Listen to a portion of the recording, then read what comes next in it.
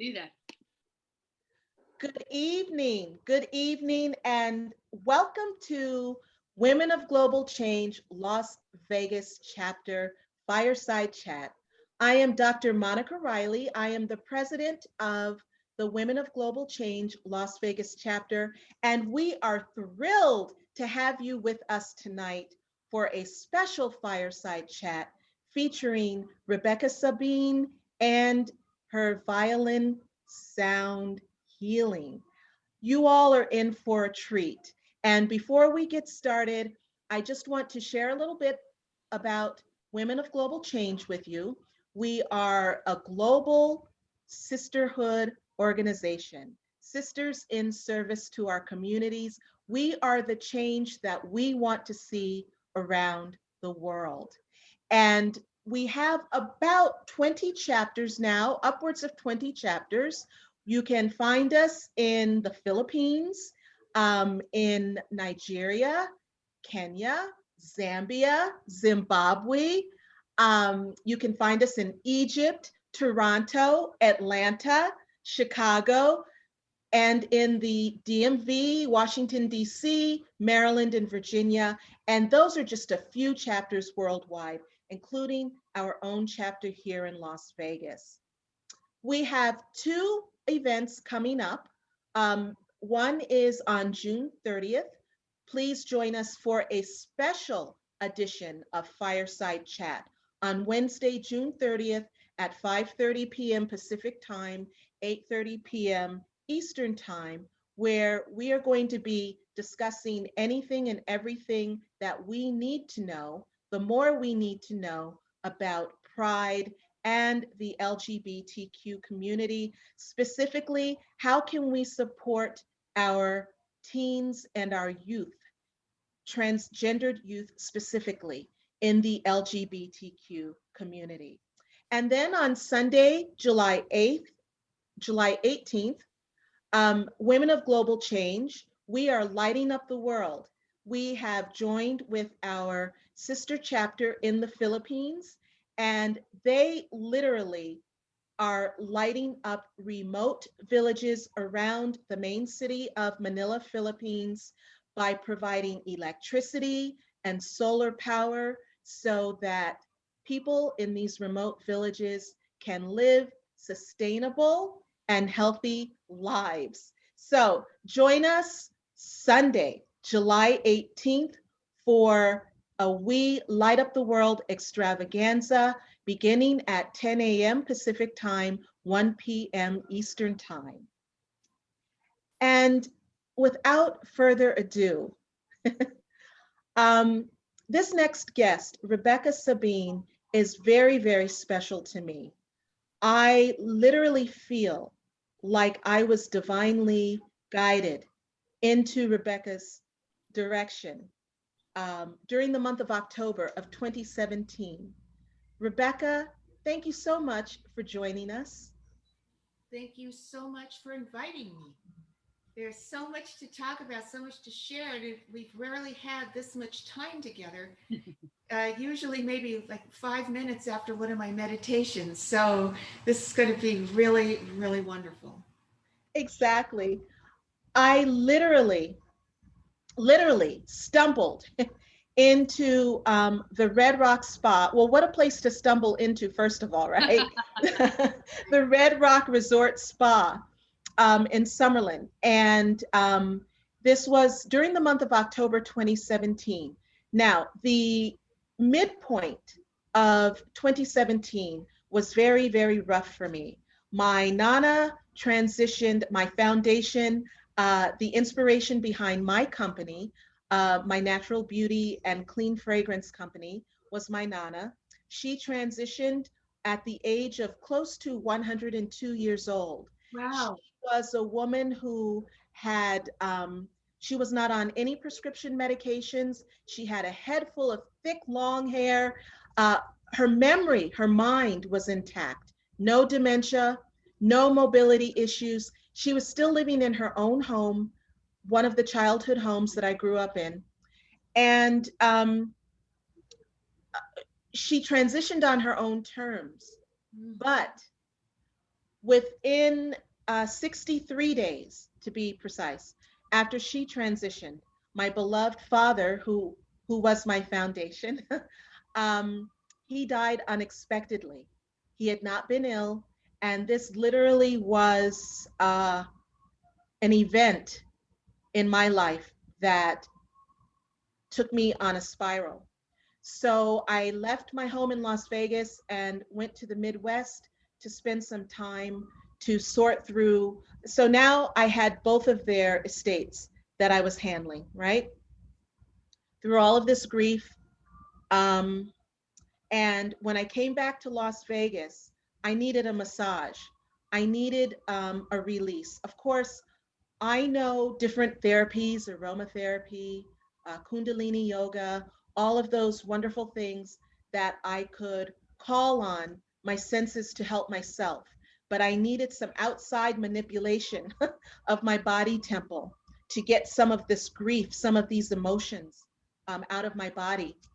And I was looking at the menu, and on the menu, it said Violin Sound Healing Meditation with Rebecca Sabine. And I said, okay, well, I'm down with sound. I'm down I'm down with meditation. I'm going.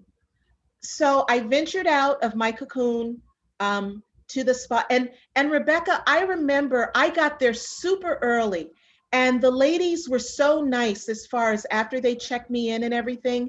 And I was super early. And I remember seeing you come in with you had everything with you as you were coming in, and as you would do set up the wonderful room for us before anybody else, you know, before we were led to the back. And I just remember your energy. Just when you walked by me, I was in the lobby, and just when you walked by me and you greeted the girls behind the desk, and you know, you went on your way. And I said, is that Rebecca Sabine? And one of the girls said yes. And then I just remember walking into that space, and the your vibration and your soothing energy just filled the room. And then as I was laying on the mat, and when you started speaking, it was your voice that got me. And I was like, I'm in the right place. Let me just lay out now. Yeah. Yeah.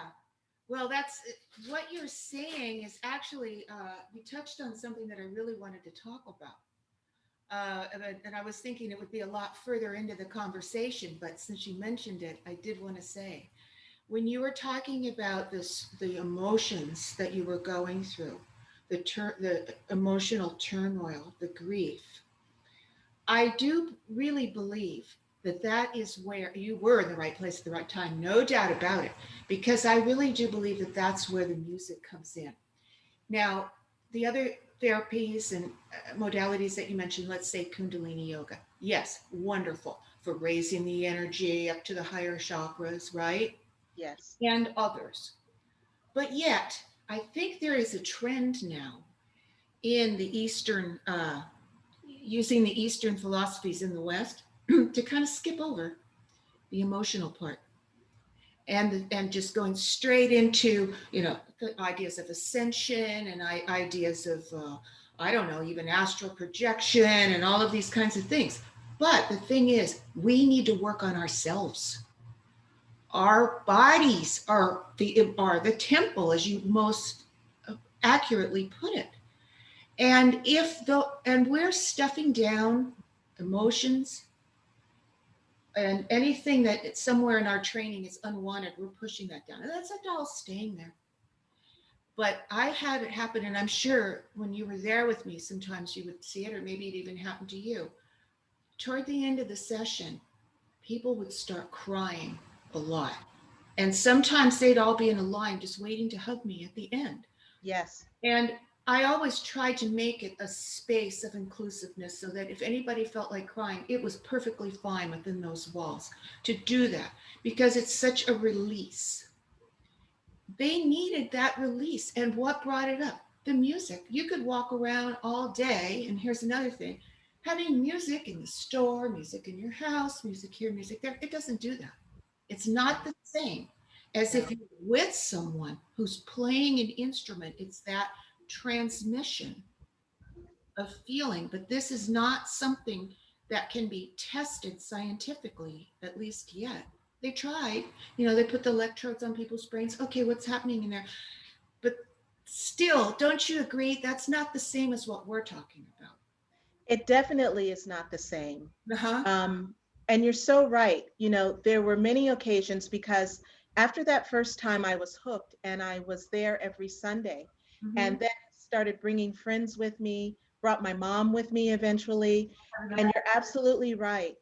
Um, there was so much emotion at the end of each session that just welled up in people.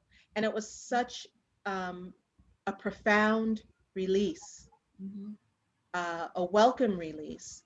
Mm-hmm. And it was a safe space. You created a safe space Mm-hmm. for people. That's why I named my company now. Now it's a registered trademark, Violin Sound Sanctuary, because that is what I want it to be, a sanctuary where you can, like here in my, this is my studio. If we're working virtually, you can be here with me, or in a place where we're together in person. It's still a sanctuary, a place of rest, and I know that you're going to really identify with this because we never really got to talk about any of this stuff. A place of beauty. Yeah. Life is beauty. That music festival here in town is called Life is Beautiful. I think Yeah. that's the most amazing title. And it's true. Life is beautiful. And we get separated from that. We get separated from that we're beautiful, that life is beautiful, but that is the truth. And so Yes. when you have music that's beautiful, it reminds everybody of the truth of life without realizing it, without saying it in words. But now we get to say it in words what it is. Absolutely. And before we move further, I want to share with my sisters who are present with us this evening and also who will be watching this broadcast later in their own time zones. I Mm-hmm. want to share with everyone how special you are. So, a visionary and motivational public speaker, as well as a masterful violinist, Rebecca Sabine opened the General Assembly for the ISPA 2019 conference with a guided musical meditation for over 2,000 attendees. Rebecca is published on the Insight Timer meditation app with over 12,000 listeners. Her recordings are also streaming on Pandora. Before the pandemic, she presented her Violin Sound Sanctuary guided meditations twice weekly at the Red Rocks Casino Resort and Spa in Las Vegas. Other meditation events included Sedona Yoga Festival 2019, Well and Being Spa at the Fairmont Scottsdale Princess, Lifetime Fitness, and Still Point Center for Spiritual Development in Las Vegas, Nevada. Mass Meditation Initiative in Los Angeles, California, Yoga NW in Portland, Oregon, and the Mi Amo Spa at Enchantment Resort in Sedona, Arizona. Rebecca also volunteered for Violin Sound Sanctuary guided meditations once a month at the Caring Place and Project Imagine in Las Vegas. Along with her daily personal meditation practice, Rebecca is a Reiki master and has completed several UCLA mindfulness meditation online courses. A first chair professional violinist and composer of an award-winning CD, The Stone Sanctuary. Rebecca played for Celine Dion for 8 years and is a member of the Las Vegas Philharmonic. Over the years, she has been lead violin for many renowned singers, including Frank Sinatra, Tony Bennett, and Pavarotti. She was the concert master for the PBS special and DVD Under a Desert Sky featuring Andre Bocelli. She has played on national television shows, including the Latin Grammys, American Idol, the Emmys, the Billboard Awards, in addition to the Sinatra 100 Grammy Show, where she played first chair violin for many stars, including Lady Gaga and Seth MacFarlane. Rebecca, wow. When did you first fall in love with the violin? I started to play when I was 10 years old, um, in the fourth grade. And the first chair of where I grew up in California, Long Beach, California, this beautiful lady came to our fourth grade class and played the violin for a few minutes and said, would anyone like to learn? Because they were teaching music in the school. They had a very good music education program in Long Beach. She did this. She put her violin up. And before I even heard a note, I said, I want to do that. I want to take a violin and I want to put my chin on it like this. And that was the beginning. So I learned in school. And I really didn't take it that seriously. I came from a completely non-musical family. Wow. My mom was, okay with it, but it was a struggling family and we didn't have much money. And I would walk to my violin lessons and things like that. But anyway, I got through high school and then I'll just tell you this part. It got time to go to college, and if I didn't have any money to go to college. So I thought, well, I don't want to just quit now. What do I do? So I went to City College. So mom said, maybe you could get a job in a hospital, like inhalation therapy or something. And I said, oh, okay. So I go to the counselor.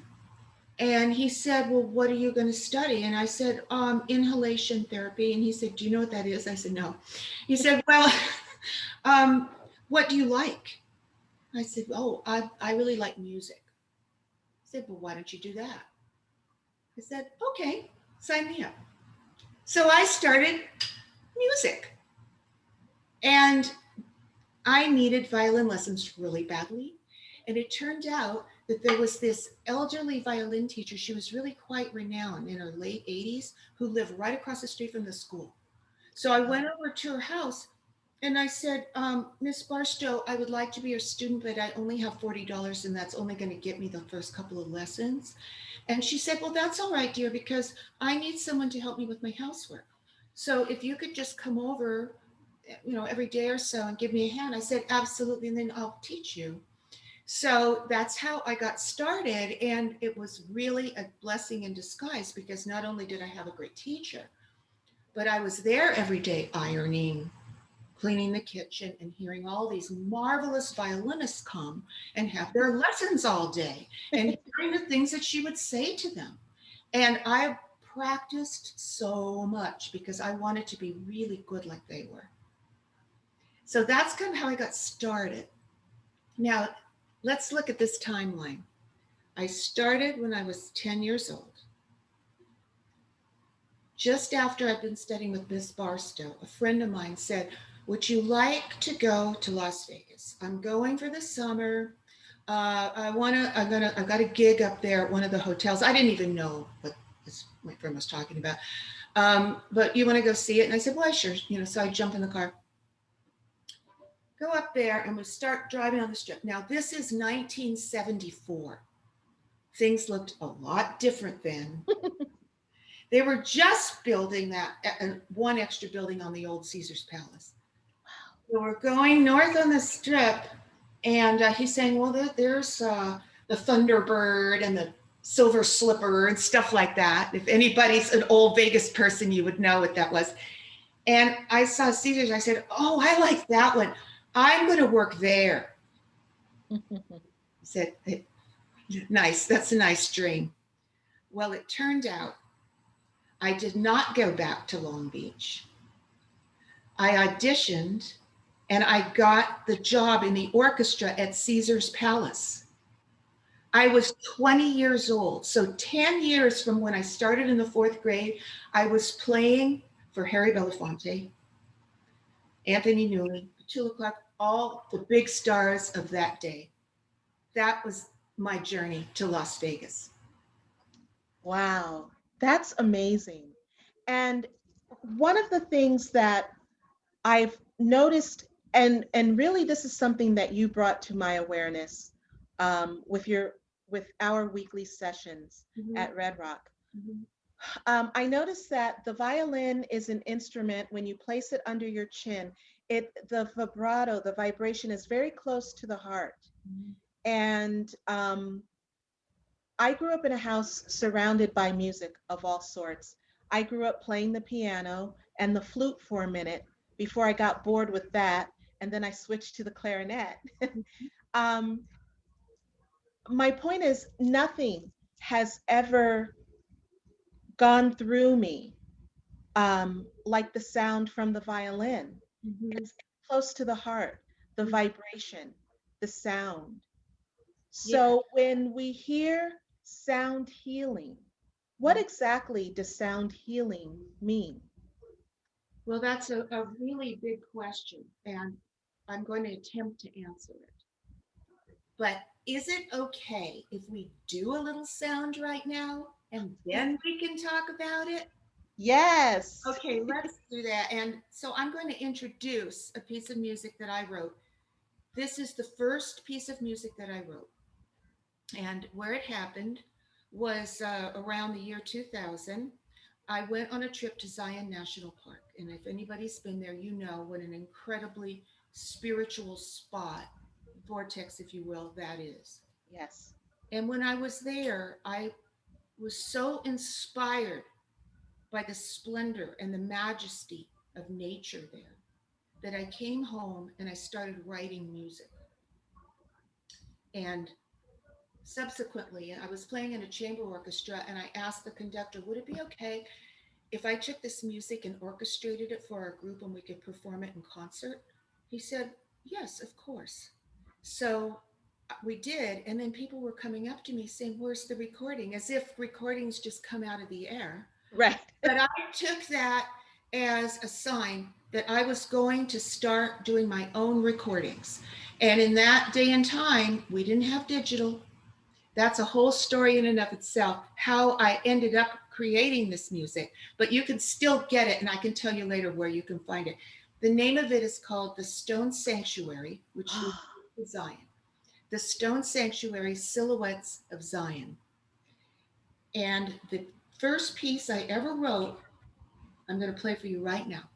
It's Thank you. called Before the Dawn.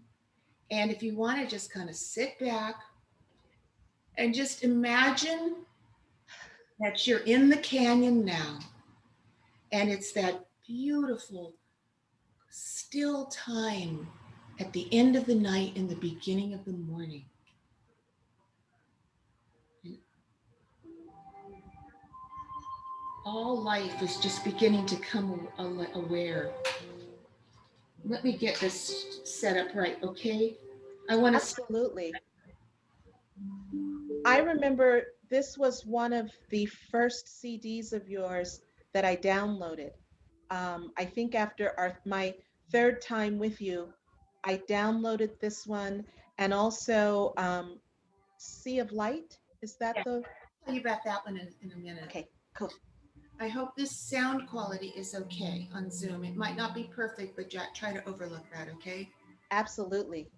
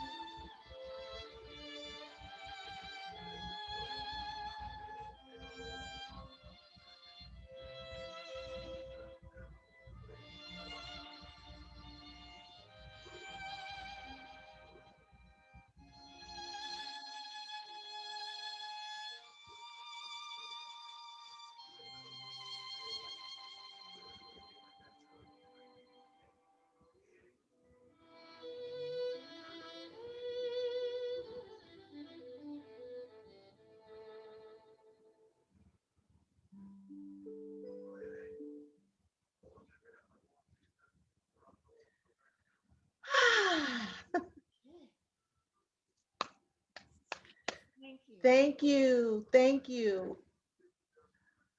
And now we wanted to talk about, I can't hear you. can you now? Can you hear me now? I lost sound on you, Rebecca. How weird. Just now, just as you started speaking again.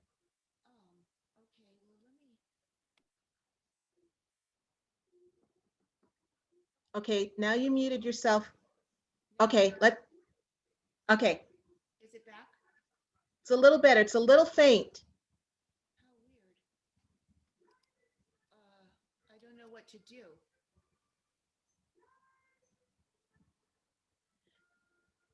Is anyone else having problems hearing?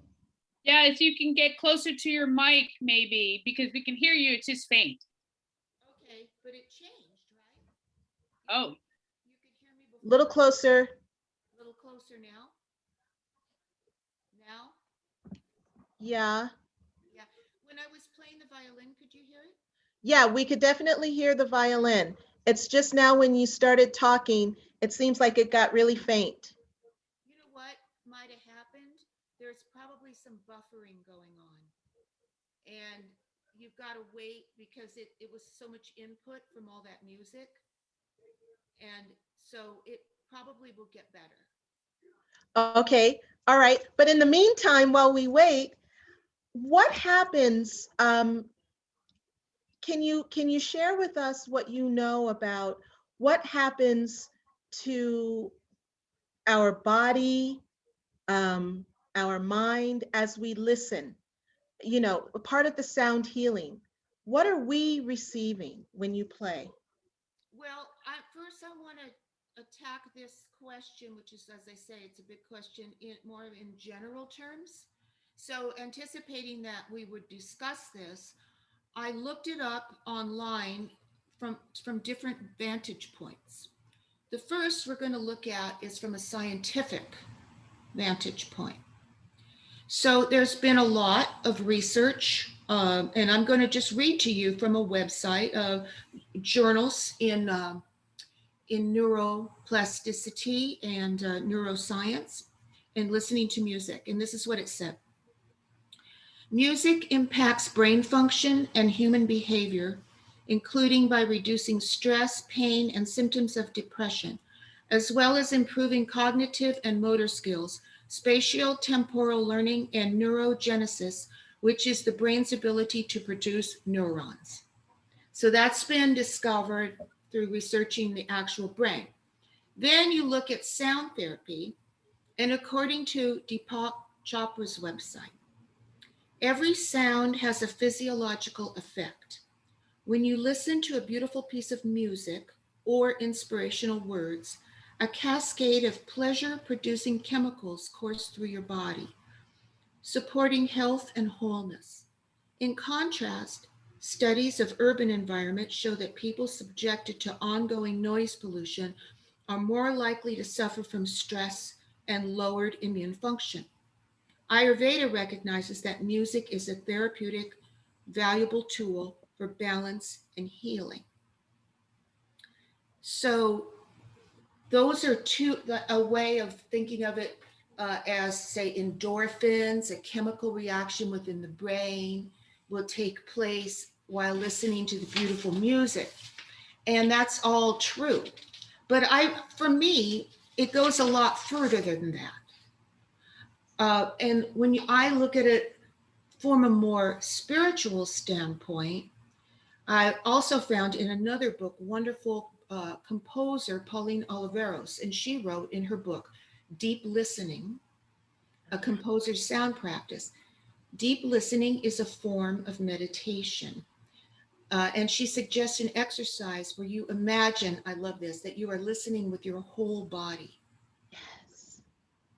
Sound, as she says, sound beyond the limits of the ear may be gathered by other sensory systems of the body.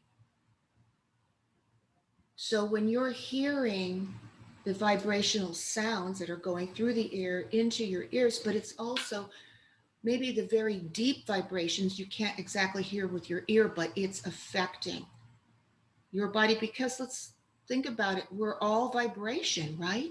Yes. Everything is vibration. So Every vibration. if you're in the environment of these harmonious vibrations, wouldn't it stand to reason that it would start harmonizing the body system, the mind, and the emotions? That's how Absolutely. I look at it. Absolutely. And isn't it interesting how, especially during this past year, where so much of what we used to know as our lifestyle, or so much of what we used to know as our normal, it was just ripped away from us. One morning, one night we went to bed one way. We woke up the next morning another way, and in a state of flux that we had no control over. And I find it very interesting. I know for me, especially this last year, I have been calling on all of my senses. Well, my nose is my palate, is my palate. That's how I do my business through aromatherapy, which is also an ancient science. And we process our emotions through the amygdala part of our brain, 70% of our emotions through our sense of smell. And I find that as I listen to your music, especially, and I listen to your music all the time, everybody go to YouTube, Violin Sound Sanctuary, and listen to Rebecca's music. There are a couple that are very important to me that I listen to over and over again, and one is Ocean Home. Mm-hmm. But the vibrations, it's so interesting you said that, because I feel the vibrations. You know, they start deep in my belly, Mm. and then they're up here by the time, 30 minutes later, they're here. And I feel so much better. Yeah. So I think that maybe instead of, and this is what we were talking about a little bit earlier, instead of as a society being so reliant on, the pharmaceuticals that we can just pop a pill here or sip a liquid there, for holistic healing and wellness as we move forward, we really need to direct our attention to some of these ancient healing modalities that are literally at our fingertips because they're part of our senses. Oh, I couldn't agree with you more. As a matter of fact, tomorrow I'm going to be doing a special meditation at the Majestic River Healing Services here in Las Vegas at 1 o'clock, and I'm going to have aromatherapy as part of it. So and you know the aroma, so I'll tell you what I'm going to do. What are you doing? It's called Music from the Gardens of Spain. So Okay. I'm going to play classical Spanish music with Yes. the background, at least Spanish guitars, and then I'll be playing with that. And then I'll be guiding a meditation through an ancient Spanish garden. And then for the aromatherapy, I'll have it. I think you've come to some of my sessions where I had it in little cups with little on cotton pads for everyone. Yes. I'm using sweet orange. Huh? There are so many orange trees there in those gardens, and geranium. And Mm-hmm. both those are very, as you know, they're very anxiety and stress relieving oils. So that's what I'm doing tomorrow. And that's part of my series that I'm doing now at Majestic River I called it, we're right on track with each other, Monica. It's called the Sensorium series. Oh my gosh. So each week I've been doing a different of the five senses. So Wow. last week it was vision, but it was flower gazing. So this week it's going to be aromatherapy. Then the next one, the sense of taste, get this, Mozart and chocolate. Oh my goodness. Love it.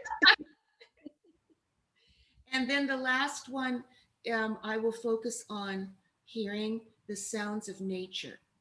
And going back to that Chopra uh, website that I was mentioning, he's talking about the five senses. Now, there is not any real methods or anything discussed like what we're talking about, but he's just saying in general, working with the five senses as a mode of healing in those 5 categories.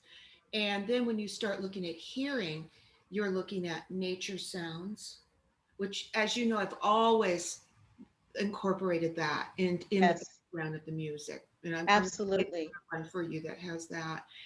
And so you have your nature sounds, you have music, and then some people really get into drumming. I've never gotten into that, but that's something for other people if that works for people. And then what else did you say? Mantra. Yes. Mantra, because those are the ancient syllables of Sanskrit that have a vibratory power within the syllables too. Right. So there's all these different ways of approaching the sound. Another way that I really like, and you might remember me saying this in some of the classes, and this is going back to these UCLA classes I took at in mindfulness. When one sits down to meditate, rather than trying to focus on something, because as you notice, we all have this, you try to focus and then your mind just goes every which way, except on what you're trying to focus on. So rather than narrowing things down, especially in the beginning, it's best to just sit and pay attention to everything. Let your mind explore all of it so that you don't have that curiosity going. And one really good way of doing it is like what I was telling you about the whole body listening. Yes. Also, just to sit and listen, not just hearing, but listening. There's a difference. Not just sounds that you're not really paying attention to, but actually listening to every single sound as it goes, as it comes in. So, like right now, it could be my voice, then there might be your cat walking across the carpet, or whatever little sounds could be happening. Rather than knock them out or trying to knock them out, which we can't do anyway, embrace it. And you know what that does in another way of healing too? That helps to establish what they call equanimity, so that you're accepting whatever is, however it is, without trying to exert control, changing things. Just taking a moment to settle in and say, this is what is right now in this moment. So, isn't that an interesting integration of sound and mindfulness? It really is. And, it kind of takes some of the pressure off of those students of meditation who are just learning how to meditate and they've read a book here or listened to an app there, or someone's told them, no, you can't think about anything else. Your mind has to be empty and you just have to sit there. And, I feel like, at least as I've taught meditation courses, so many of my students come in hyped. I don't know if I can do this. Okay, calm down, have a seat. We're going to do some breathing. We're going to get into it, but trust me, you can. Well, my mind is all over the place. Don't you hear that a lot? My Yeah. mind is, chatter all over the place. Okay, well, accept yourself where you are at this given moment. Accept yourself. you know, Meditation is not meant to apply more pressure on. We get that enough. Right. So, however, you're so right with especially as we practice and as we learn to practice mindfulness, Yeah. whatever that means, however you need to embrace it, Well, do it's that. whatever experience is taking place.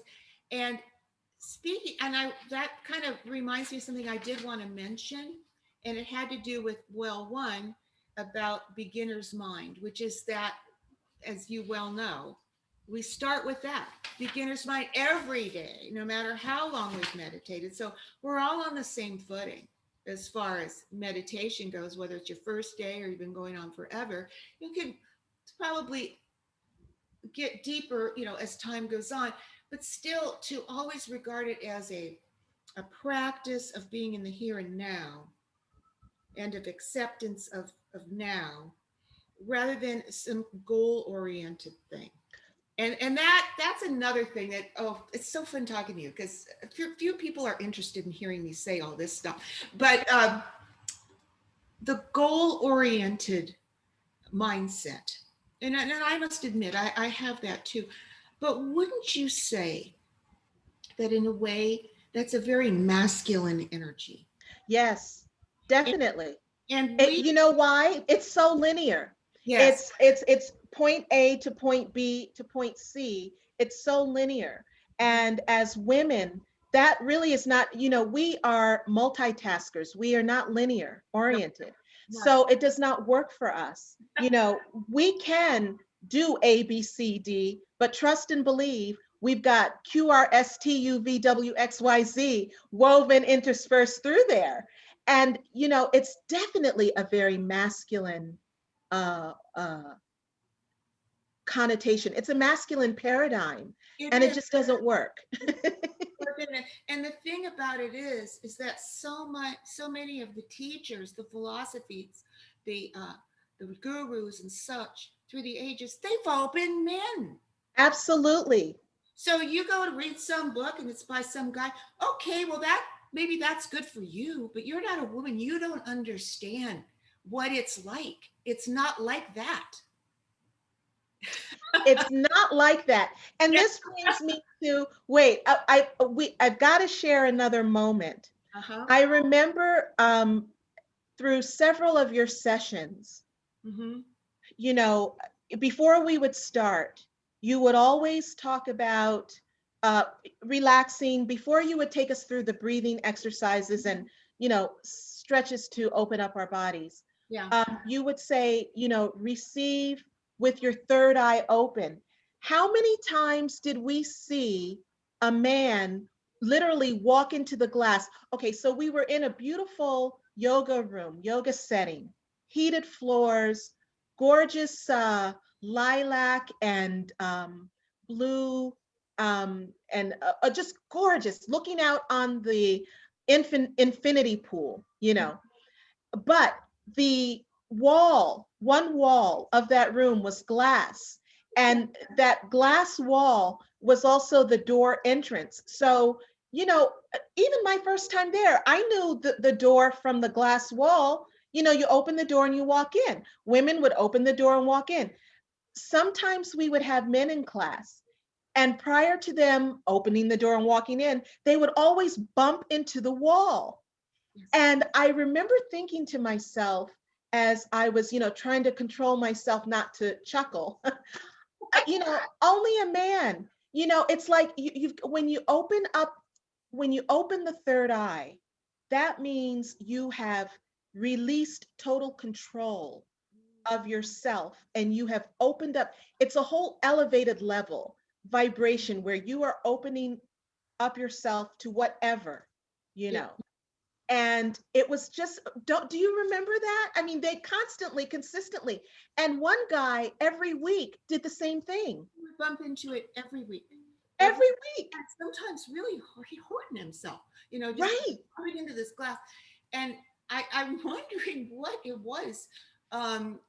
It could have been maybe, I mean, we're just guessing now, but maybe it was like in his mind, he was already thinking, I have to stop thinking. I have to just blank out now because I'm going to go meditate. And then he goes walking into a glass wall, you know, and that's very much not the case, as we both know. In meditation, you're awake, completely awake and aware, but in the alpha state. Yes.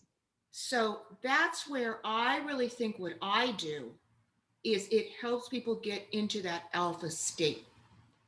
And when the music is happening, it kind of it engages the mind to follow along, getting away from all those extraneous thoughts just kind of naturally. And then what happens is that the whole body starts to move with the music too. And so it just slows everything down. Yes. I always like what I did today. I always like to play something first. Yes. You can be up here on this mental level for hours, you know, but to get down a little deeper, the music really helps to do that. So, and then I also wanted to comment on something else. You mentioned that you had our Sea of Light album, and I know that you know this, but I say our album because in anything I do, I always introduce my son, Aaron Ramsey. And Aaron isn't here today. He's at work, or otherwise I would introduce him. But and thank you, Monica, for joining in on all of my premieres, all through the pandemic when we were doing these weekly videos on YouTube, and they're all up, by the way. But that was, Yes. he made those incredible productions for me. They were, and you've worked in production, so you know there's a creative and then there's a technician. Well, I was creative, and I would say, I want this here, I want this there, I want this mood, I want these pictures. And he would just stitch it all together in these beautiful videos and Yes. record me on, but I would always want him to come in and take credit, because even though he didn't care about taking credit, I cared about that. Yes. I wanted people to see him and that what an amazing composer he is. And I wouldn't be doing what I'm doing now if it weren't for him. So let me just say that. So anyway, together we wrote, produced, and recorded the album The Sea of Light.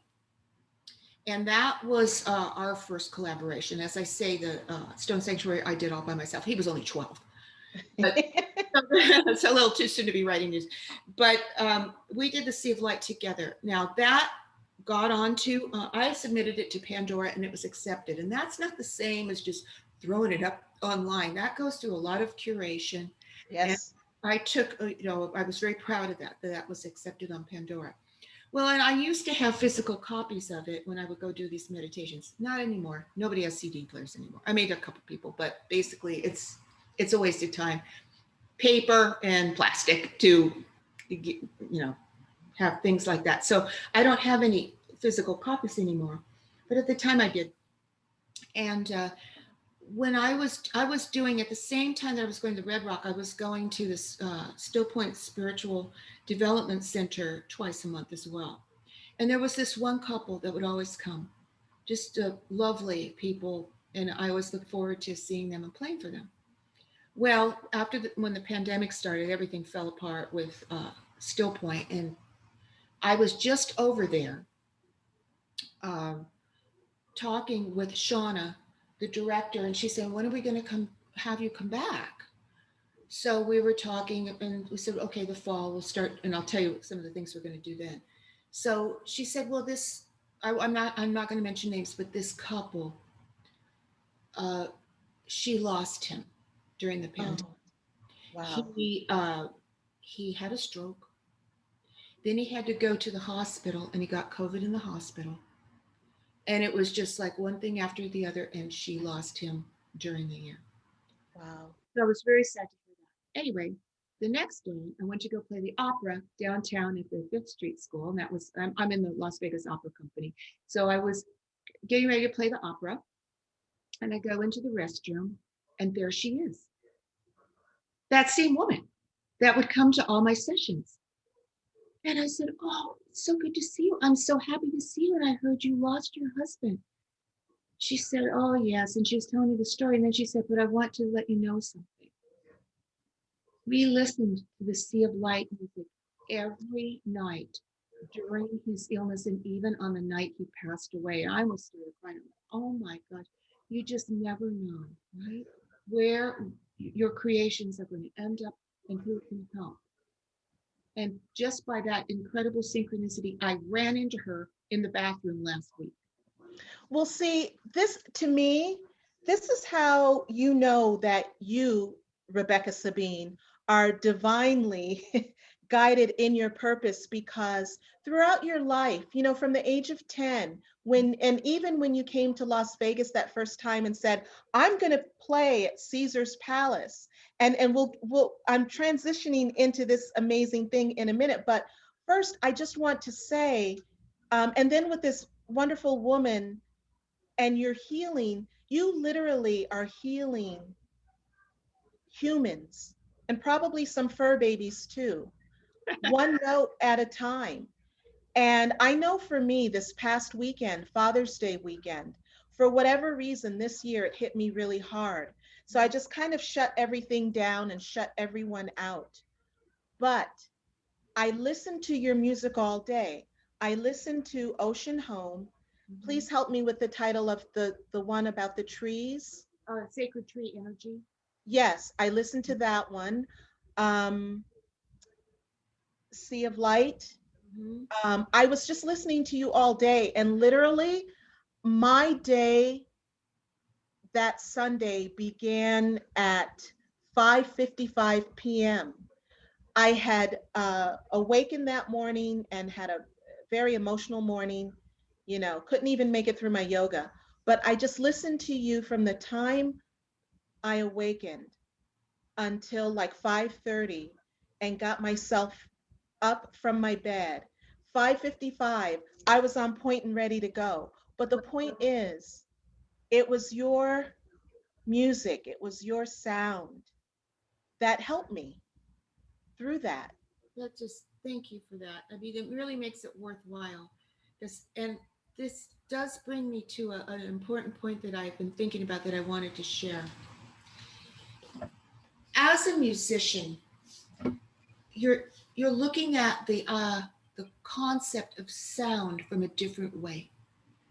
You can talk about healing sound from the standpoint of someone who's receiving the healing sound, as we just were. But what about when you think about where is that sound coming from? Where is that music coming from? That's the musician's role in producing that. And there's a couple of things I want to tell you about that process. But one really important one, the most important one, is that once that music has been conceived of, either improvised or let's say recorded, it really has no meaning unless there's someone to listen to it.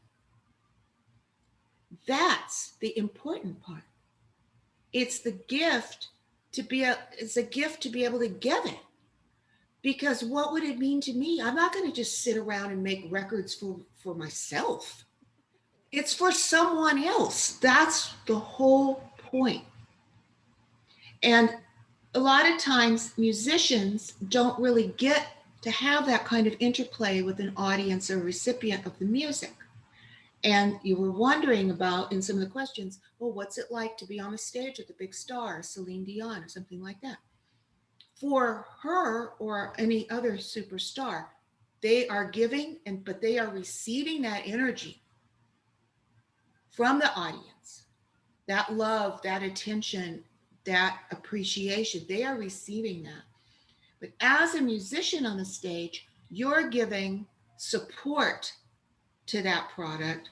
You're giving support to that artist, but you don't have any direct contact with the audience yourself.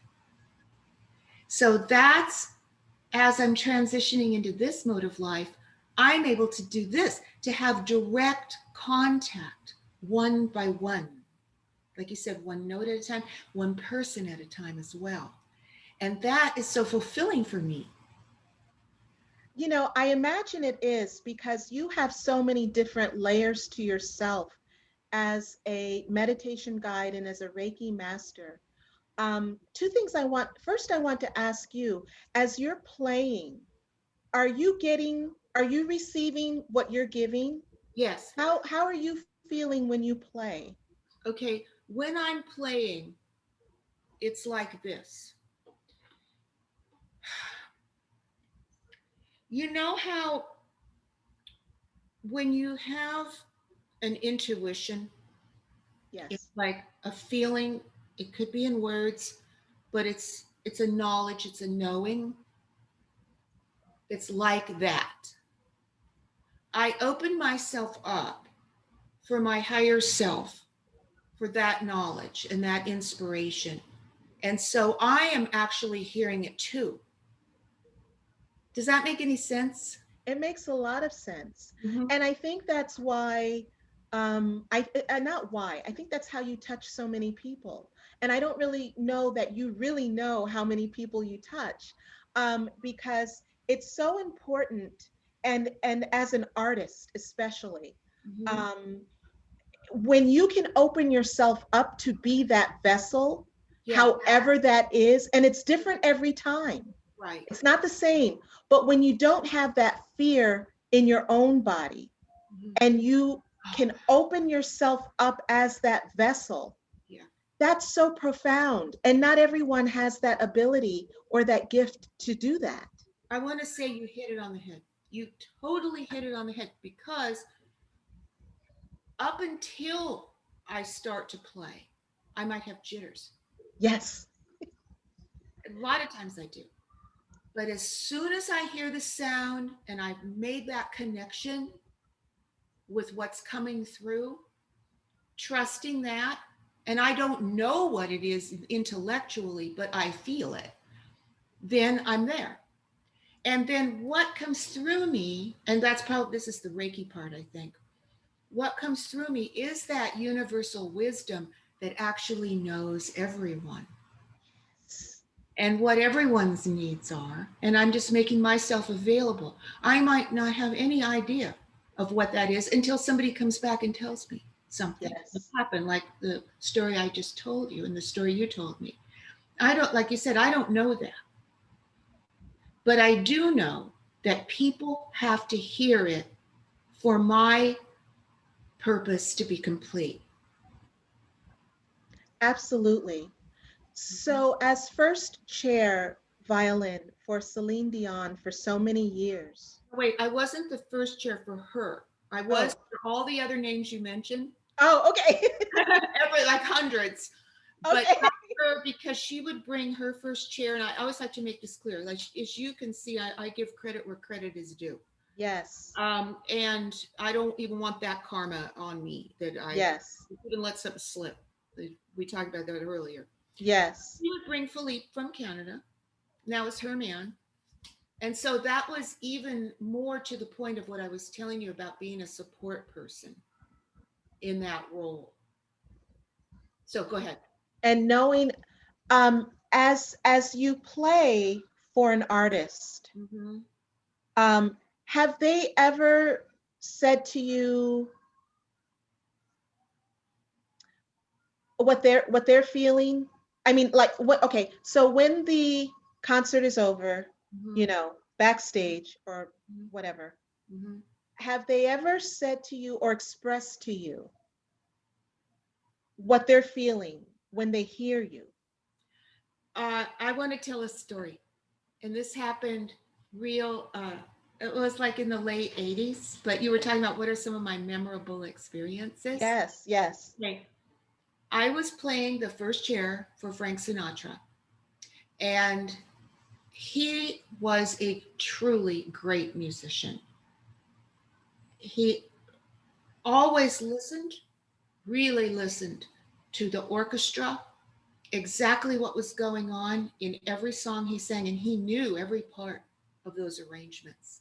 And so, in fact, sometimes he would turn around and conduct us, really interacting with us. There was no wall there. So we were playing a piece, Someone to Watch Over Me, I think it was. Oh. And in that particular piece, there was a violin solo at the end. So I was really into it. And I'm just playing.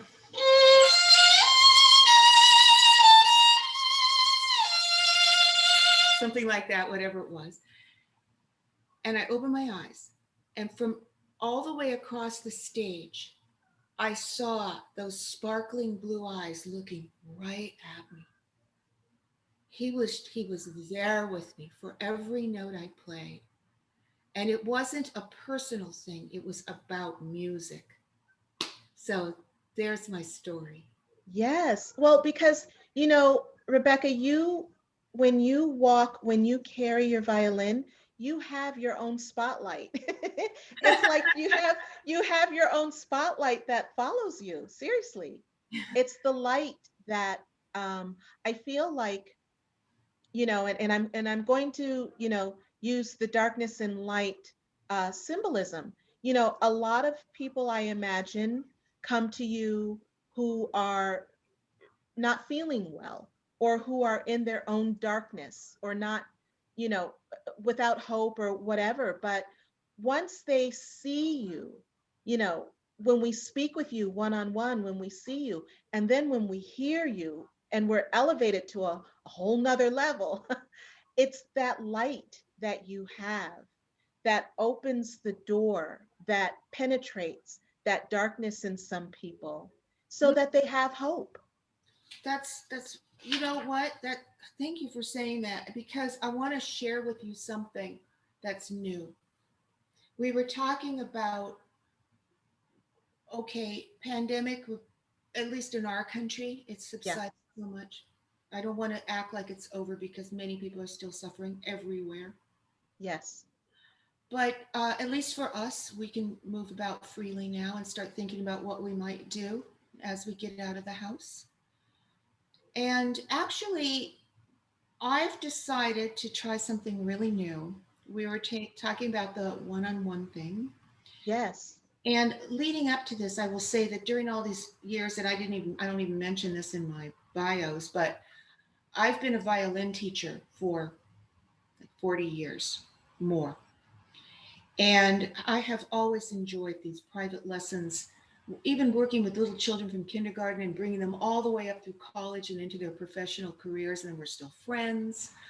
Um, but the teaching the private lessons, I got so much experience in actually feeling into what the student is actually feeling and thinking and helping them talk about soul adjustment, helping them to adjust what they do so that they can achieve what they're trying to play on the violin. It might be something physical. It might be a mental block.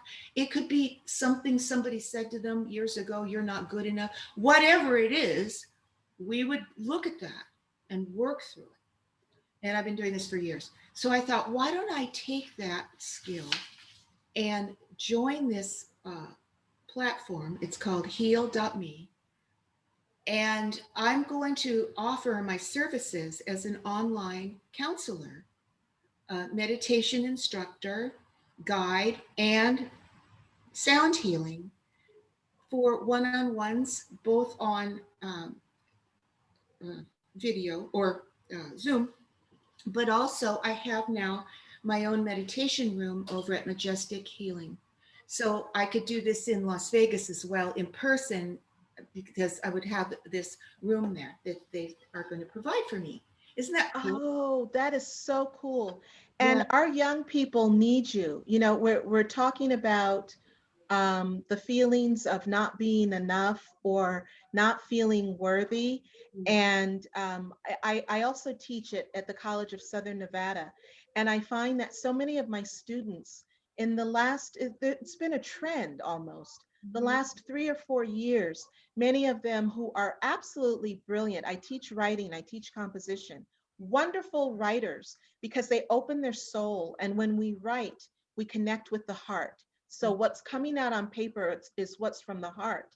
Mhm. They have the confidence there, but anywhere else, it might be lacking.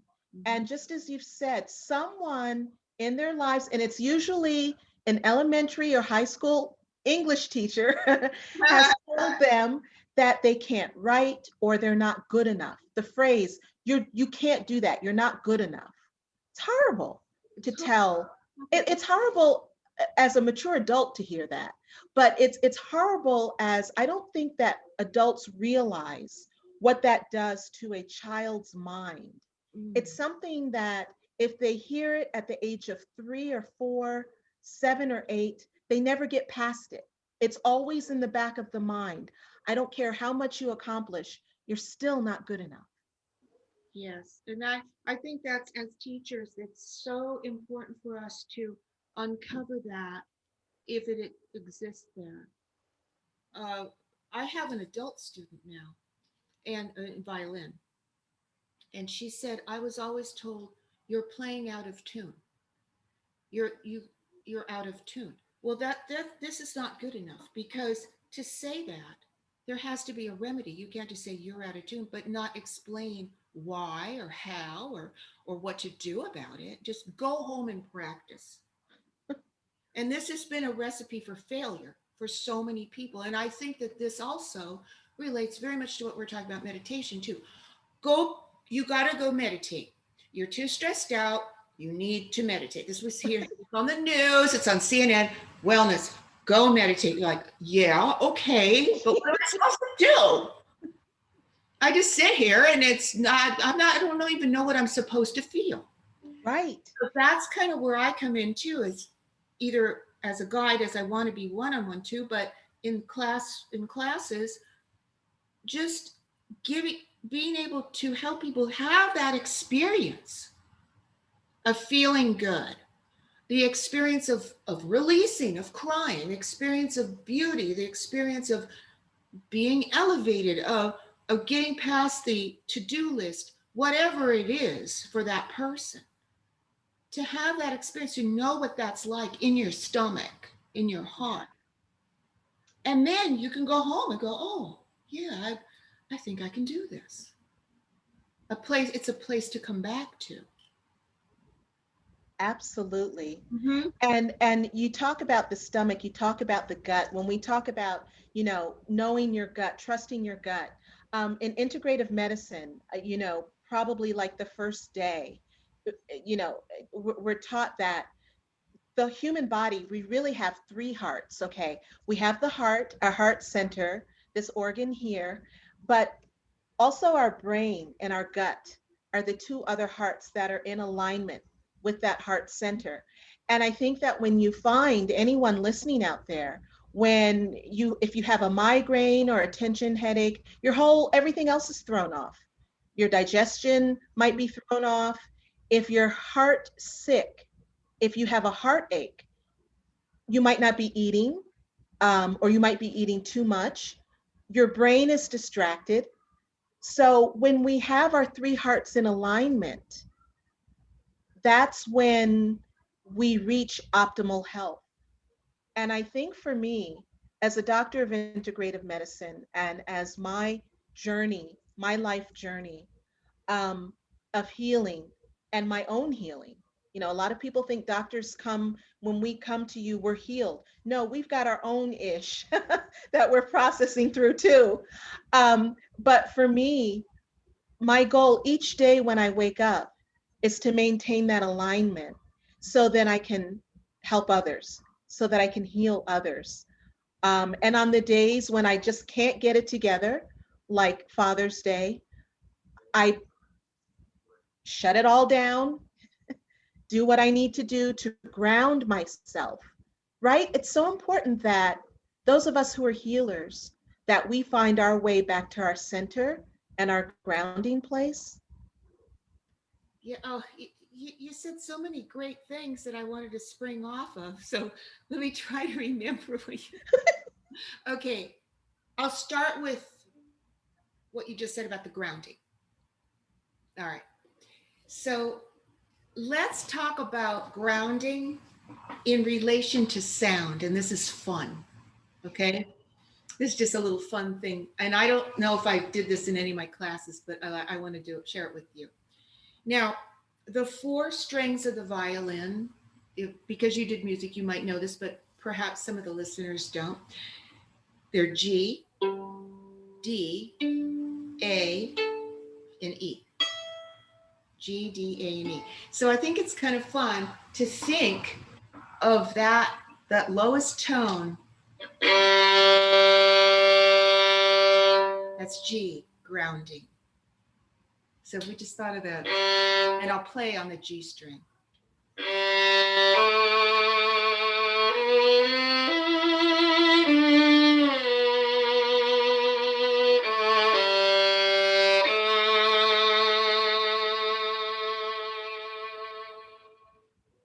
And when I'm performing or doing the meditations, if I'm feel something intuits in me and says you need to do a grounding, I'll go right down to those low notes.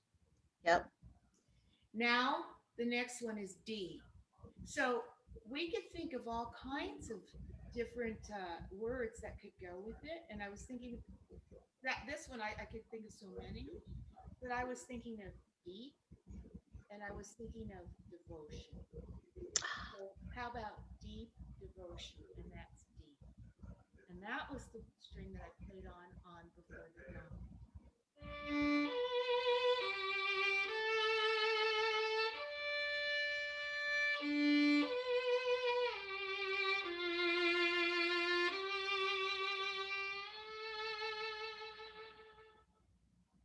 Now we go to A. And talking about the Pythagorean, now that's the A. The A is the basis of all music. When you go to an orchestra, the oboe plays the A, and then the first violin goes, they match it. They're matching the A.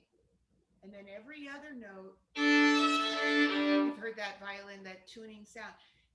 Every other note is in relation to A. So I would call that awareness. Ah, yes. Okay. So in that tune, it goes to here now.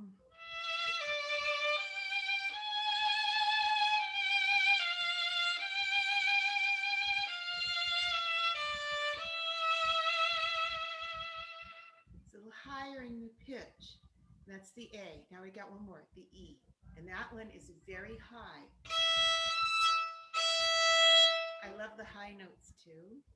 And I like to think of those as energy. Yes. So like energizing.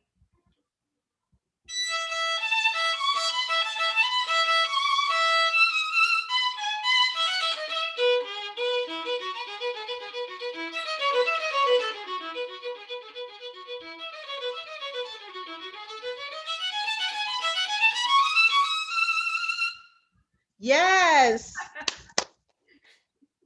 So that's kind of a little primer on the 4 strings and how we might relate the sound healing and the ideas to what those strings are and those vibrations. And then another thing, when you were talking about the Pythagorean, okay, now Pythagoras, as we all know, he had the concept that really all life can be understood mathematically. And he realized that every tone has what they call upper partials, divisions, that are the same note, but they sound higher. So let's give an example. So here's D, and here's the harmonic. That's the same note, but it's the higher harmonic. Now, when I'm playing B, the open string, you probably don't hear that high harmonic, but it's there. It's in the air. And that's what he discovered, is that all those upper harmonics are also sounding in the air that we cannot actually physically hear. You know, and it's like I still feel E, the energy. I'm seriously, I'm now ready to go and start a whole new day. And it's like I feel it reverberating around me. It's like in my room. Cool. Yeah. So, okay, so we were talking about grounding. We talked Yes. about heat. Okay. Now, what other stuff did you say? Because I really wanted to touch on almost everything. Oh yeah. I bet I know what you wanted to touch on. The 3 hearts, the alignment. Oh, yeah. So in one of my meditations, what came to me, I mean, a meditation by myself, is what to say at the end as I'm closing the meditation. And as you know, I would always do the Kundalini blessing, which I'll do too for all of us. But something came to me and I wrote it down, and it was to say, integrate, consolidate, and align. And I never really understood that, but that just came to me. I wrote it down and I would always say it. But that goes right with what you said, the 3 things, the 3 hearts: integrate, consolidate, and align, to bring it all together. Yes. So yes. Cut off. Yeah. Yeah. So that was, I wanted to mention that. And the whole integration thing is key, because just, you know, those words that came to you are perfect, because when we're not integrated as self, we are not aligned with anything. Mm-hmm. Mm-hmm. Yeah. And And the then, consolidation part is the mindfulness part. You know, that's the part that we have to, I find too that there's so much that, you know, many people might rely on or try to rely on an app for this or an app for that. No, you have to do the work. You know, part of the consolidation, that's the mindfulness, that is reliance of self. I share with my wellness warriors when they come to me, you know, the homework I give them, the first thing I want you to do every morning when you wake up is to hug yourself and say, I accept myself exactly as I am today. Integration, awareness, and consolidation. mhm, And then as you move through your day, if you've already told yourself that you're going to do that, then it's your responsibility to be accountable with self to do that. So the rest of the day, you can align yourself so that you can accept yourself. And that at the end, before you go to bed, hug yourself. I love myself. I am enough. I am complete. mhm, mhm. I think yes, definitely, because many times we're not going to hear anybody else telling us that. Right. Who's going to come up and say, "You're complete. I love Right. you. You're perfect just the way you are." I mean, we're lucky if we have someone in our lives to do that, but really, Yes. it needs to come from within, just like you said. And also, another way of thinking of it is the idea of, or I don't want to say, the feeling of self value, to value ourselves. Because what you value, you hold dear, you take care of it. And recognizing our own value, and this has been one of my lessons, is recognizing my own value so that I'm not constantly looking out to all different people to bolster me up and tell me I'm great. Because guess what? It's not going to happen anyway. And even if it did, it's like eating some food and then it's gone. It doesn't last with you. But if it's a really true, and it is true, we're all so valuable. We're all infinitely valuable. Absolutely. That is really key to the day as well. Absolutely. If you're valuable, then whatever happens, it's you're responding with your value. So it can't ever be a put down or damaging. It can only be, if it seems to be that way, it could be a lesson. Because I'm a person of value, I can learn from whatever is happening right now. Maybe next time I'll handle it differently or whatever it is. But it's that engagement in, well, and they talk about that in mindfulness too, to respond rather than react. Mm. Now, the reacting is, like we were saying, going back to what uh, somebody said, some mean teacher, you're not good enough, and then that's like still a live wire, and then somebody else says something in present day, and then it goes all the way back to them. But if we realize that we're valued, and that was not true anyway, then it Right. can't attack us in that way anymore. We can just Right. go, oh, uh, I guess you have a problem, but it's nothing to do with me. Yeah, it's their problem. It's their issue. Yeah. So I think meditation does really help with that, to create that kind of an understanding. So when you get up from your mat, your chair, wherever you are, and try to hold it together, but probably it takes a couple of times a day, I think, because one of your questions was, what would you think to recommend to people?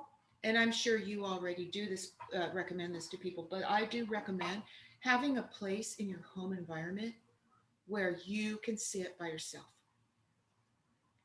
Have, if you want a candle, if you don't want a candle, it doesn't matter what's there, but it's your little place of sanctuary. It's your little place, your little sacred place, or whatever it is, where you can sit, have your books or your photographs or whatever it is that means something to you. and I'm not saying you, I'm talking about listeners, or the music that you want to hear, anything that boosts you up and gets you calm so that you can just sit and breathe. Yes. Sit and breathe, and you might feel horrible. Why? Because a bunch of stuff is going to start churning up that's been pushed down there. But that's okay. Just know that's all it is. It's just stirring the soup. It's all right. That's part of the healing process. Yes. So I invite our listeners who are present with us this evening, if you have any questions for Rebecca, please drop them in the chat. And while you all are chatting it up in the chat, Rebecca, what do you have coming up that we need to know about? Okay, well, I mentioned the two things, but I'll say them again. Well, one is an in person, which is tomorrow at Majestic River Healing Services. It's a new place in Las Vegas. I did put up a post on my Facebook page, and I do invite people to come and like my Facebook business page, not just so much my name, Rebecca Sabine, but the actual Violin Sound Sanctuary page. And that's where all my events will be. Another thing, I started putting up a calendar on the website, Violin Sound Sanctuary website. And then there's a calendar. And then you can just go and see what's going on, where and when. This is all part of the new paradigm now. Yes. And so that, and then I'm also doing live streams on Insight Timer app. And I wanted to tell you that since I need to modify my old website, it was 12,000 listens. It's up to 24,000 now. Oh my gosh. And I'm starting to build this international audience with these live streams that I'm doing on Insight Timer. Yes. So I did one last week, and I'm doing another one on July 18th. And this is going to be my most popular recording, the Violet Flame Incantation. Yes. That is my most popular on, not even on my YouTube channel, which it's really, I mean, YouTube is like the oceans of the world. There's so much in there. I've had 5,000 listens of Violet Flame Incantation on that, plus another, I don't even know. I think another 5,500 as of the last week or so on Insight Timer. A lady got to me and she says, I listen to this every day. And I said, well, you know what? I'll do my next guided meditation on that music. So, because there isn't one on that. So that's going to be July the 18th on Insight Timer, and I'll have that advertised. Okay, and then I'm starting this new one-on-one holistic healing site, heal.me, which is brand new. So I'm not really sure if it's all on there yet. But if you Googled Rebecca Sabine heal.me, see what comes up. Okay. Heal.me is, I'm going to be there. Well, because I follow you wherever you go. And I wanted to say about the Violet Flame Incantation. Mm-hmm. I think that is so important for people to listen to right now because it speaks directly to the heart.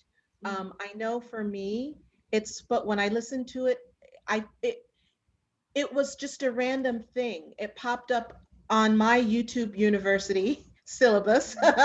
It just popped up one day, and it was something I needed to hear at the time. But I feel like it speaks directly to our heart chakra. And right now, right, isn't that the place where we all need so much healing right now? Every day we awaken, something's up. Something's happened in the world. And when I say world, in our own world space here in the United States, something's run amok. But I find that if we can find our way back to our heart center, it helps with the grounding. And then with the grounding comes the mindfulness. Right. And your violet flame incantation speaks directly to the heart. That's good to know. I think that probably our heart, the flame of our heart is constant. Yeah, So that never goes away. yeah, So it's just a matter of coming back, remembering, yeah, remembering and remembering to remember. yeah. Remembering and remembering to remember. Yes. Um, as we wind up, I'm going to check the chat. Is there anything else? I want to ask you what your wow is, your words of wisdom. I feel like everything we've been talking about today has been words of wisdom. Yeah, I do. I think this whole session has just been the wow is the women of wisdom. yes, That's my message of that I'm getting right now is that we are the well wishers. We're the women that have been so neglected in this patriarchal society for thousands of years. And now is our time. Now is our time to rediscover ourselves, to remember who we really are, and not take our identity from what some outside source is, but to know within our value, our incredible value of what we can give to this world that needs us. absolutely. And I have one question from one of my favorite persons about meditation. She's restating that meditation is very challenging for her, um, and in part it's because her life is noisy. Mm. Like her only quiet time is when she goes to sleep and when she's on the road driving by herself. And I see two great ways to utilize both of their times, those times. But Rebecca, what would you offer as advice? Well, what is the noise? Um, So, are you still there? What is she, the? if I can speak for her, kind of, sorta, as she's typing, if she wants to type, Uh-huh. but she's got children, she's got multiple businesses, so she has different calls from different parts of the United States about her businesses. She's a caregiver of an elderly parent, so that parent's voice is chatter in her head. She's got siblings who are chatter over here. And then she's got three grown children who are chatter all over. So she's got a lot of noise just on a daily basis, probably from the time she awakens until the time, as she said, she goes to sleep, and then that's her quiet time. And two, when she's driving on the road, that's a great time to meditate when you're driving. I think it's maybe a good time to be mindful. Yeah, maybe not so much meditate, right? I don't want to get into an accident, but the the mindfulness of just feeling like if nobody else is in the car, let's say, okay, and I don't know if Lisa, if that's the way it would be, or if you have kids and all this stuff in the car with you, but let's say you're in the car by yourself, you can turn driving into a meditation. Feel your foot on the pedal. Feel your hands on the wheel. Look out the window. What do you see? And be in that moment because it's not just driving, it's living, it's alive. You're alive in that moment, that precious gift of life. You're breathing, your heart is beating, and just be with yourself in that moment driving your car. And then thoughts can come up too. And this has helped me because I'm a mom and he was little before, and I took my mother she lived with me and she was getting mad all the time. I've been there. I know what this is, and it is really hard to keep one's strength up with all of this being torn apart. like that. And I would be and I know it is, my work environment was very noisy in the casinos, can you imagine? But yet you can still carve out those moments if that is your intention, like you said, to set that intention. Elisa, your attention might be each day, I'm going to find the moments of quietude. They don't have to be long. They could be 2 minutes, like when you go to the bathroom. Close that door, take a breath, and let all of those sounds and those noises, picture them like a dust that's just blowing off. Breathe them in. And then go on. Any time of the day that you can do that. That's going to be your meditation. Because you don't have a place where you can just sit and have an altar and all that stuff. Okay, then you don't need it. Because this is your life now, the way it is now. Your soul is learning these lessons now. This is important. It has value. These people you serve, these people you take care of.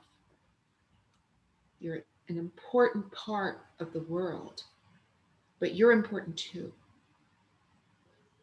So then meditation is not always with your eyes closed. No, it doesn't have to be. Okay. You hit it right on the head, because you can do it eyes wide open. You can do it half, whatever works for you, but it's your awareness. And then another really cool thing to think about, this is what I was going to share that I would think about, is let's say if I'm doing laundry, giving gratitude for every single one of those dish towels, every single one of those little pair of jeans for my son. I'm so grateful that I have him. Everything that you do with gratitude, even though it's a chore, yet you wouldn't trade it for anything, because it means those people in your life that you love so much. Mm-hmm. Does that make sense to you?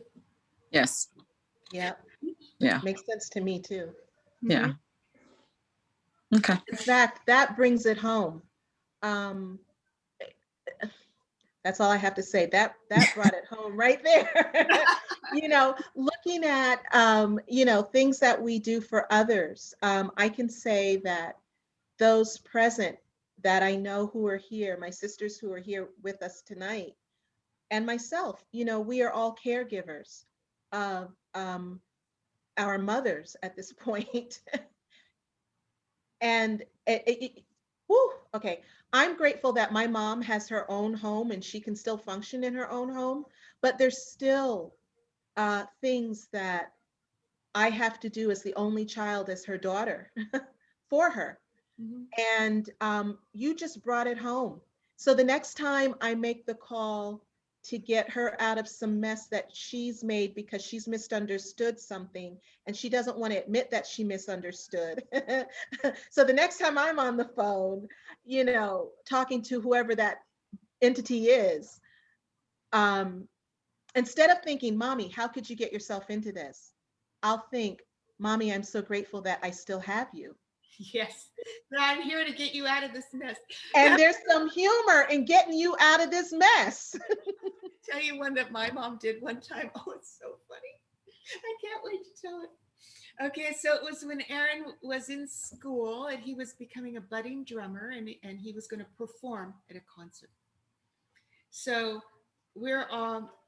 I was going to be there to support him and my mom too, but she was going to come in her separate car. So we get it. I didn't see her until we were all in the concert hall ready to hear him play with his jazz group. I noticed Mom was kind of quiet. I thought, well, you know how you can tell if your mom is it's a little off, but I don't know what it was. And then the concert's over, and she said, "There's something I have to tell you." Uh-oh. I said, "What is it?" She says, "My car is stuck." I said, "Your car is stuck? What do you mean?" You know how in parking lots where they have the spikes? She went in the wrong way. and her car was stuck on the 4 spikes right there in the parking lot for the whole concert.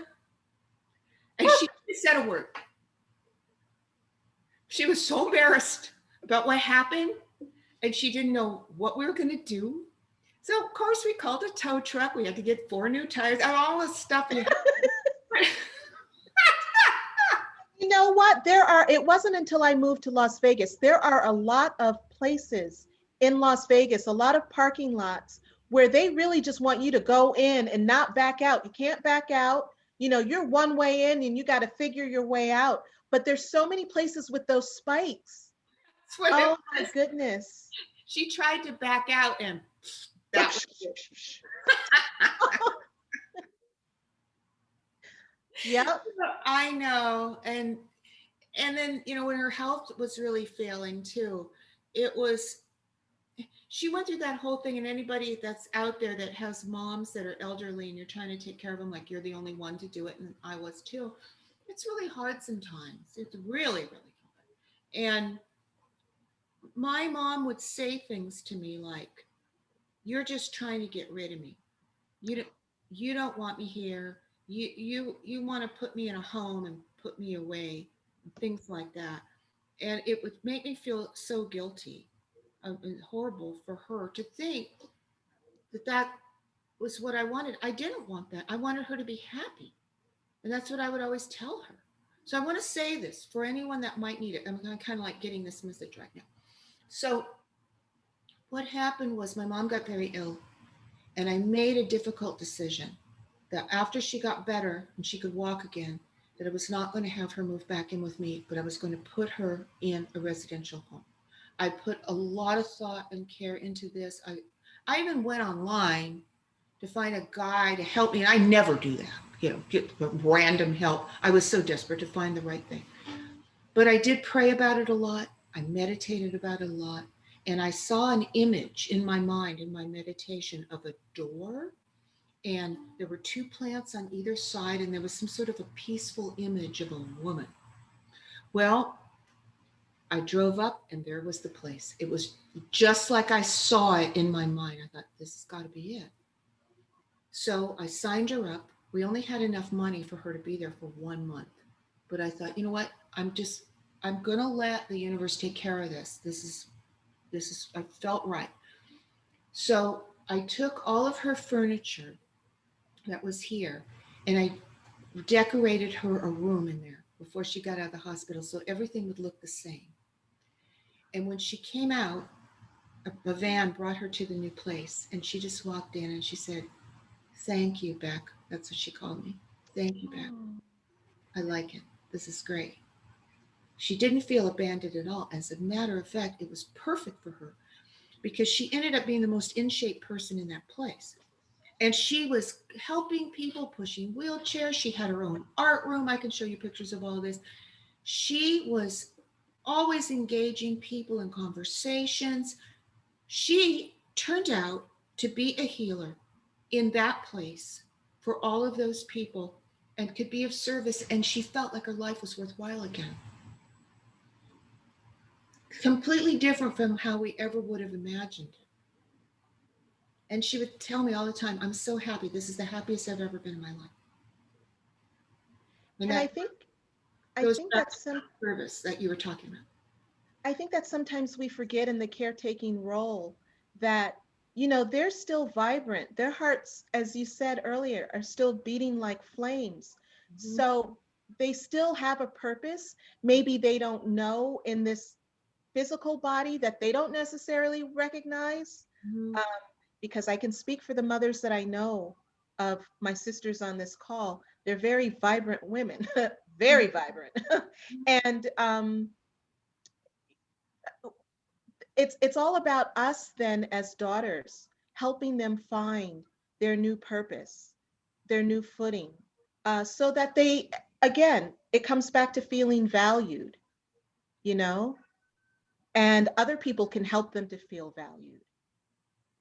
Yeah, definitely. Because when they've lost, now, I don't know if you have children, but the day's going to come where he will be probably taking care of me. And then you have some sort of a role reversal going on there. And I don't think for me it's going to be a problem, but because I've already let it all go. But for a lot of women, especially of an older generation from us, when you were through being a mom and your kids have moved on, it's like, okay, now what am I supposed to do? Who am I anymore? Because that role is so strongly identified. And in our culture, especially going back 30, 40, 50, 60 years, that was who you are as a woman. You're a wife, you're a mother. Or you worked, but not both. Or if you did both, then there's some conflicts there. Are you a man because you're working, or what is all this?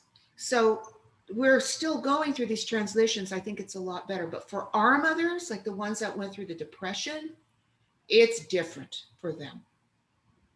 They have a different conditioning and indoctrination. At least my mother did.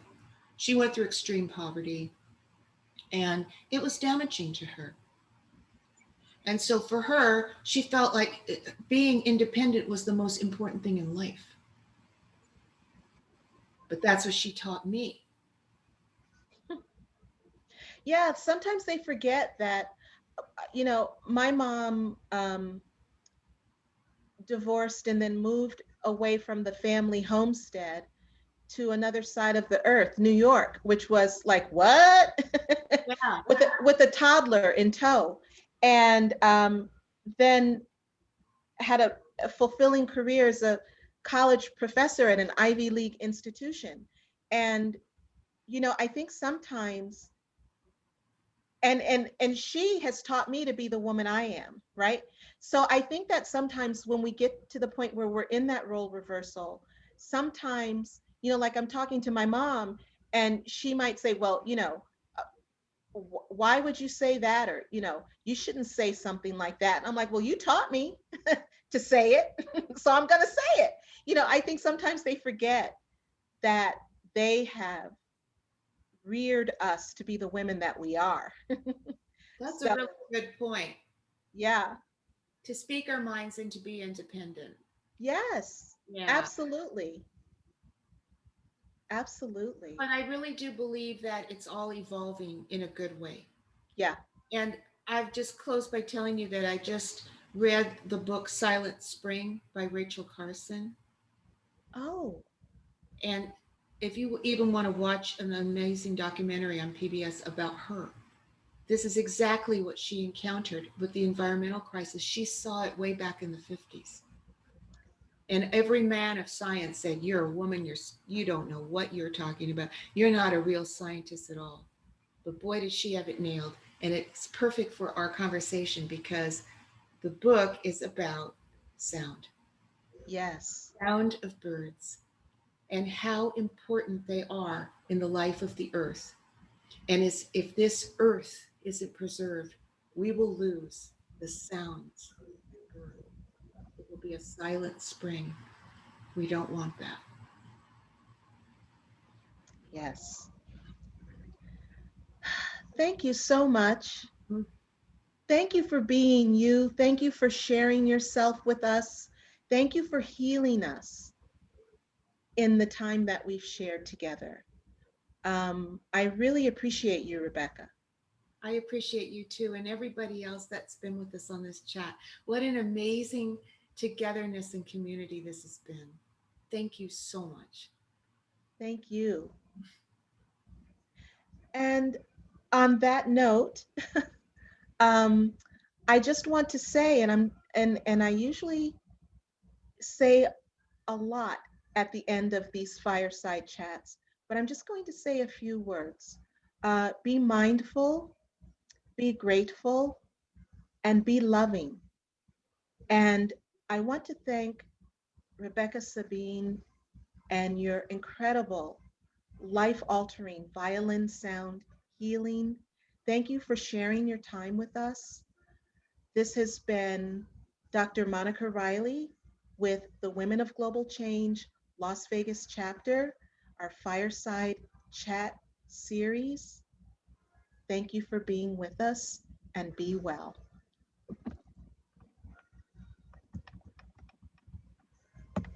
Thank you. Yep. Wonderful. Thank you. Oh, thank you for staying with us the whole time. That was awesome.